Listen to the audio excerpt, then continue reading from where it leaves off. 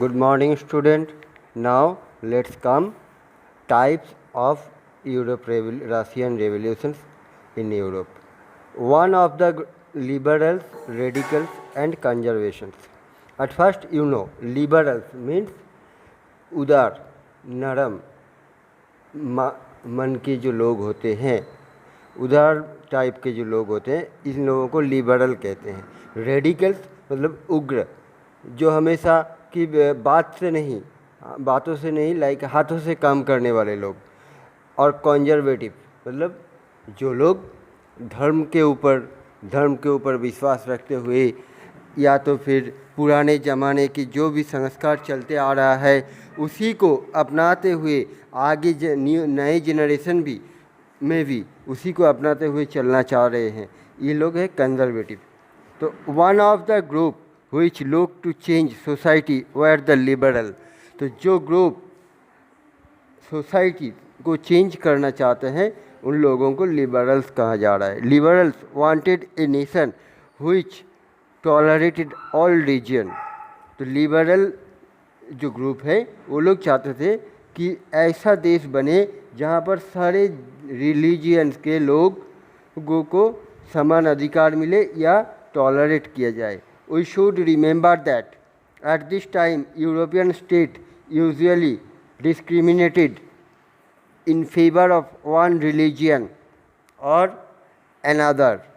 Britain favored the Church of England, Australia and Spain favored the Catholic Church।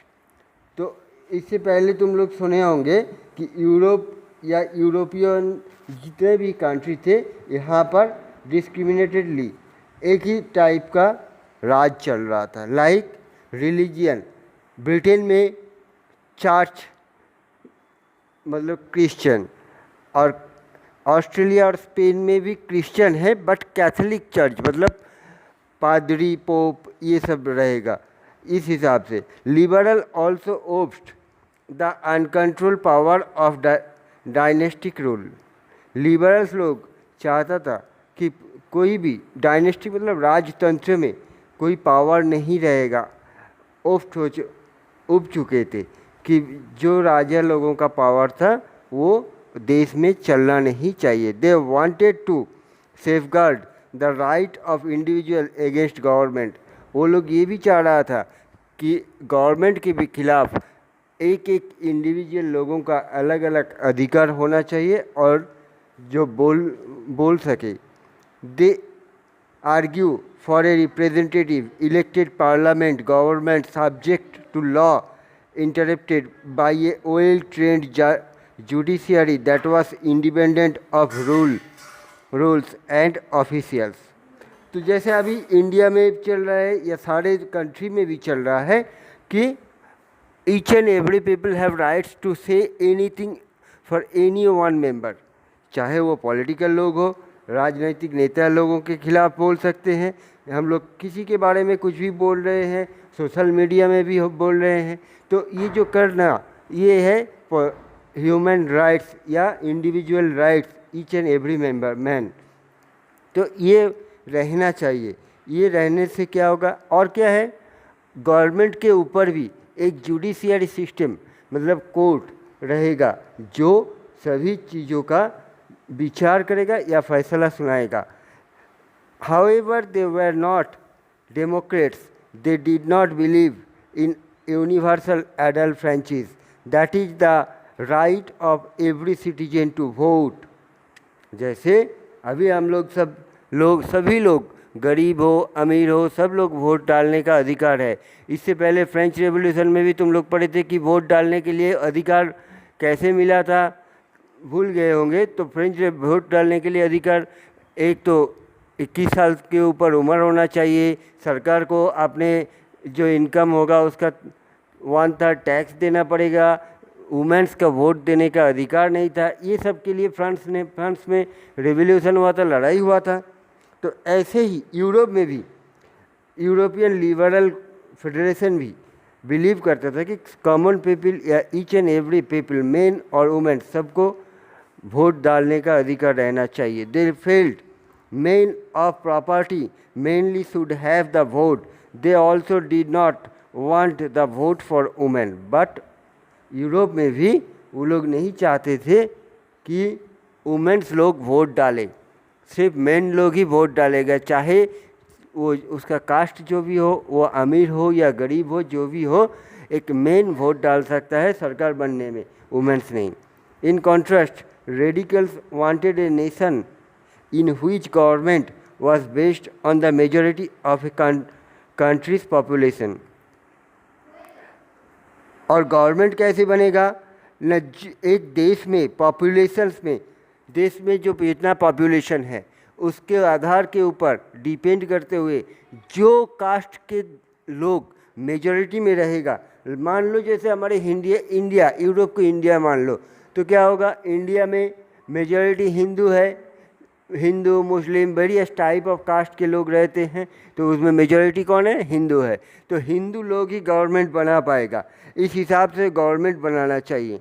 Many supported women's सफरिकेटेड movement, इसके चलते हुए बहुत women's movement भी, आंदोलन भी करने लगा। Unlike liberal they opposed the privilege of great land owners and wealthy factory owners, और उसके साथ साथ गांव के लोग भी उब चुके थे, किन लोगों को लेकर, जो गांव में लैंड ओनर मतलब ज़मींदार लोग, या तो शहर में जो फैक्ट्री ओनर्स है मतलब फैक्ट्री के जो मालिक थे, इन लोगों को, ये लोग तो समझ में हाई सोसाइटी में बिलोंग्स कर रहे थे, तो इन्हीं लोगों के काम से ये लोग उब चुके थे। They were not against the existence of private property but dislike concentration of property in the hands of a few।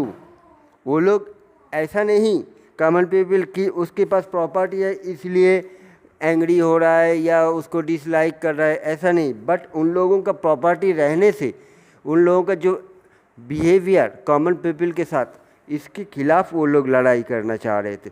तो आदमी के पास पैसा रहे, पैसा रहना कोई बुरी बात नहीं है उन लोगों के लिए, लेकिन आदमी दूसरे आदमी के पास, जिसके पास पैसा नहीं है, उसको इज्जत देना चाहिए। यही कॉमन पीपल रिच पीपल से इज्जत का डिमांड किए थे। Conservative were opposed of to radicals and liberals.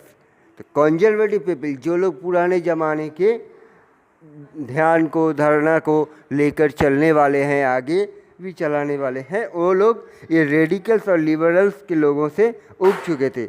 After the French revolution के बाद, however even conservative had opened their mind to need for change.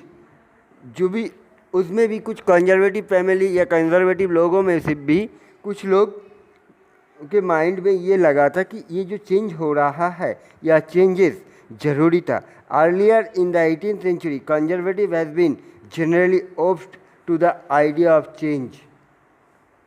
और जो लोग चेंज करना नहीं चाहते थे, वो लोग ये जो चेंज चल रहा है इसके बारे में बहुत ही उब चुके थे और इसके खिलाफ भी जा रहे थे।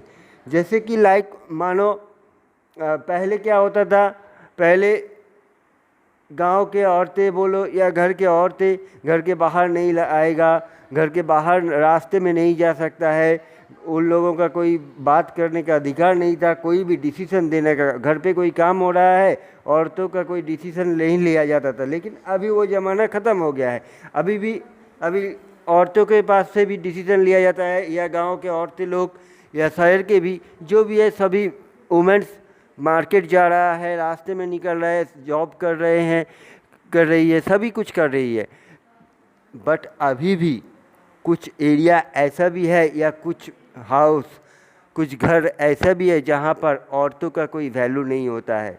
तो इस टाइप इन लोगों को कंजर्वेटिव मेंटालिटीज़ लोग कहा जाता है। मतलब ये लोग पुराने ज़माने से ऑर्थोडॉक्स टाइप के गोरा लोग, पुराने ज़माने में जो चल रहा था उसी को लेकर चलने आगे चलेगा, कुछ चेंजेस इन लोगों को नहीं चाहिए।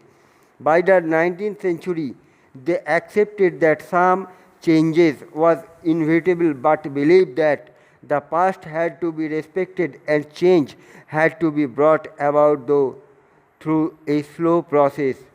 तो इसीलिए लिबरल और रेडिकल्स ये लोग चेंजेस चाहते थे। लिबरल्स लोग चेंजेस चाहते थे, मीटिंग मिचिल या बहुत ही पीसफुली स्लोली।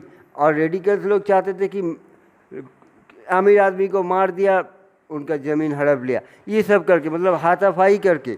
और कंजर्वेटिव लोग में भी कुछ लोग चाहते थे कि चेंजेस हो, कुछ लोग चाहते थे कि चेंजेस ना हो। ये various type, different types of जो